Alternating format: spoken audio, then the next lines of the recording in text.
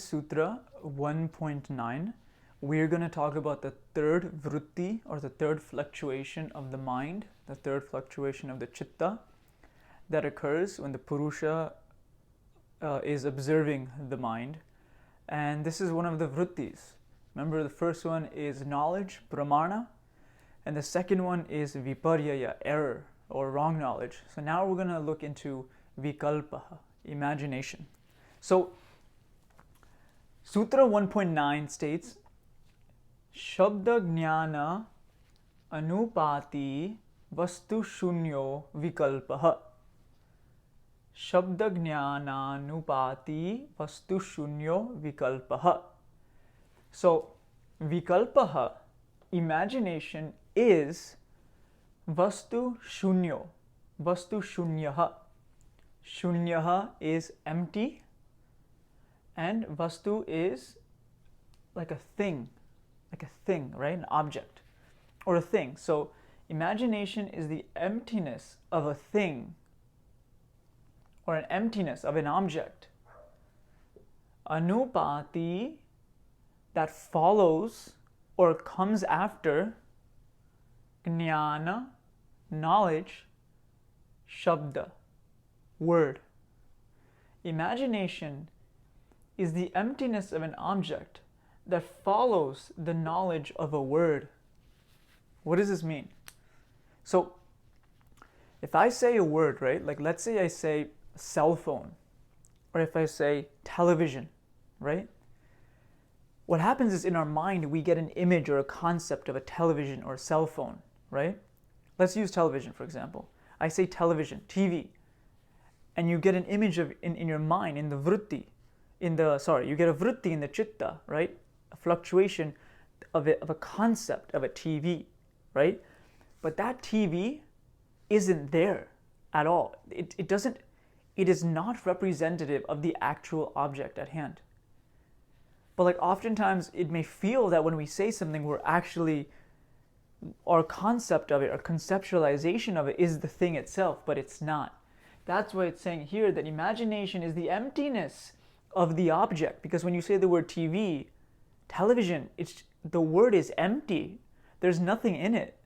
There's no TV in it. It's an empty word used to refer to something else. It's the emptiness of an object that comes after the knowledge of a word. So the knowledge of a word is what? TV. You know the word TV, but when you say it, it's empty. So that's the general emptiness of the object.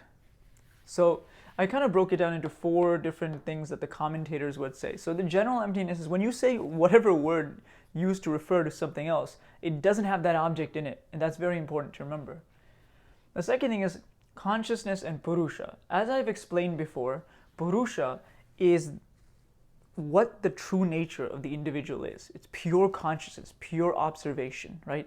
Infinite, changeless, it doesn't have any internal qualities that you could manipulate. It doesn't change. So if I say the sentence to you that consciousness is a quality of the Purusha, right? This is called the genitive relation, So it's like saying, the smartness or the intelligence of me. Let's say I say that I'm intelligent, right? So the intelligence of Himal, right? Or I say that, or the example is given is like Chaitra's cow. So Chaitra is a person, right, who owns a cow. So the cow of Chaitra. It's a genitive relation. It's a relation of ownership. But what that does is it separates the two things. So if I say the intelligence of Himal, right? It separates intelligence and Himal as if they're separate. So Chaitra's cow, the cow and Chaitra are different. The consciousness of Purusha, so the consciousness of the soul or the observer, that's a problem, because the Purusha is consciousness itself. Purusha is not different from consciousness. So that's a problem right there, that the soul is pure consciousness, but you're ascribing a separate thing to it that owns it, right? So that doesn't make sense. So that owning the thing that it owns is empty, right? So if you say the cow of Chaitra, right? That it's empty. It's just not there. It's imagination. The something of something is imagination. It doesn't refer to anything. And the word cow itself is empty. But then if you say that, you know, if the word Chaitra, the person Chaitra, is empty in itself, right? Because you're referring to a concept that doesn't have an object in behind it. You're referring to somebody. But also, if you say that something of something, that's also empty, because that doesn't have anything either. So it's called a genitive relation. So the third thing is absent qualities. If I say that the soul or pure witness or consciousness doesn't have the ability to change, right? Or let's say I don't have the ability to be mean, right? That's a negative quality, not negative in a judgmental sense, but negative as if like I don't have it, it's absent. And the commentators say that if you ascribe a negative quality to something, something that doesn't have something, that quality itself is also absent. So if you say that the soul doesn't, or the pure consciousness doesn't have the ability to, you know, move, that also is an empty quality. It's an empty quality onto it.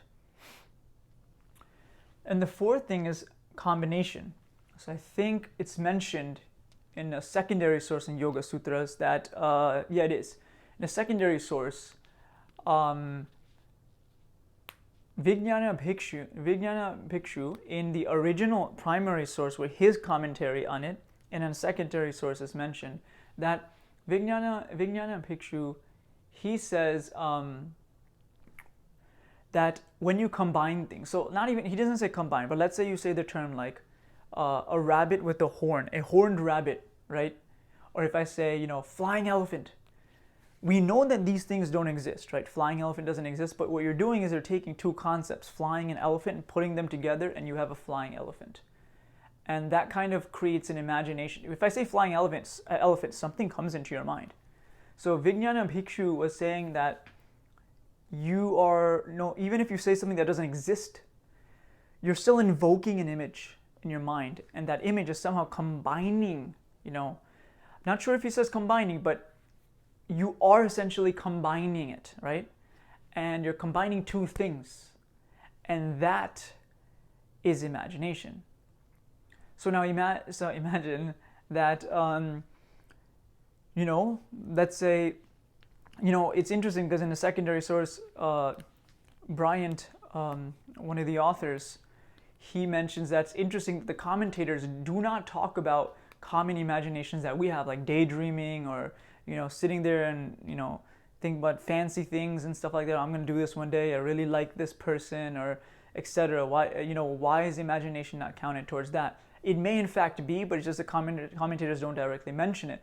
But if you can try to make a connection that if you say horned rabbit or if you say flying elephant, you're combining two things and creating the concept of flying elephant. So therefore, if I were to imagine something in the future, let's say me holding hands with someone who I really, adore or whatnot, that's, kind of projecting into the future and combining me holding hands and then with that someone. And what you're doing is you're combining different vrittis and bringing them together and imagining something. So it's kind of similar, I would say. But overall, the third vritti, it's a little complicated, but it's called Vikalpa. It's imagination. And Vikalpa is the vastu shunyo, so the emptiness of an object, that shabda jnana anupati, that follows after the knowledge of a word. That would help if I had an A right there. Shabda jnana anupati vastu shunyo vikalpaha. And remember, in general, if you want to remember anything about imagination, the first one is the most important point to remember, that anything that you invoke, any word that you invoke, is empty of the object itself. And that is the most important thing.